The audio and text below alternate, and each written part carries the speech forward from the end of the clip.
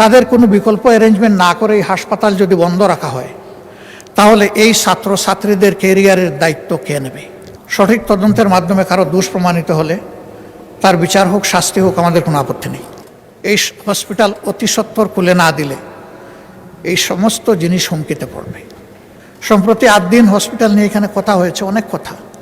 আমি ওই সমস্ত তর্কে যাচ্ছি না, শুধু মানবিক একটা দল বিষয় সরকারকে বিবেচনায় নেওয়ার জন্য অনুরোধ করব।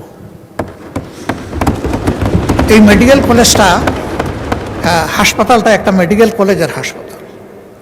এটার সাথে প্রায় 750 স্টুডেন্টের, মেডিকেল স্টুডেন্টের সম্পর্ক এবং প্রায় সমপরিমাণ নার্সের সম্পর্ক। এরা বই পড়ে ডাক্তার হতে পারবে না এবং কেবল বই পড়ে নার্সও হতে পারবে না। এদের রুগী লাগবে, হাসপাতাল লাগবে। তাদের কোনো বিকল্প অ্যারেঞ্জমেন্ট না করে এই হাসপাতাল যদি বন্ধ রাখা হয় তাহলে এই ছাত্রছাত্রীদের ক্যারিয়ারের দায়িত্ব কে নেবে?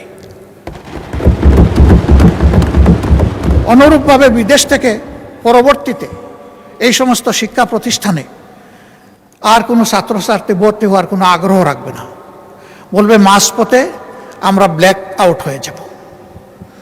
এই সিদ্ধান্তহীন, অস্থিতিশীল ও অনিশ্চিত গন্তব্যে আমরা যাব না। তাতে কি দেশের লাভ হবে?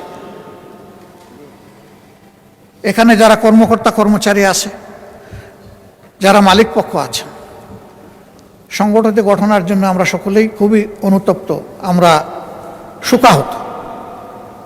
সঠিক তদন্তের মাধ্যমে কারো দোষ প্রমাণিত হলে তার বিচার হোক, শাস্তি হোক, আমাদের কোনো আপত্তি নেই। কিন্তু প্রতিষ্ঠানের প্রয়োজনীয় সংস্কার যেটা দরকার, সময় বেঁধে দিয়ে সেটা করে এই হসপিটাল অতি সত্বর খুলে না দিলে এই সমস্ত জিনিস হুমকিতে পড়বে। এটা ঠিক, হয়তোবা তাদের কোনো দুর্বলতার কারণে এই ঘটনা ঘটেছে, কিন্তু এটাও ঠিক যে এখান থেকে লক্ষ লক্ষ মানুষ সেবা পেয়েছে।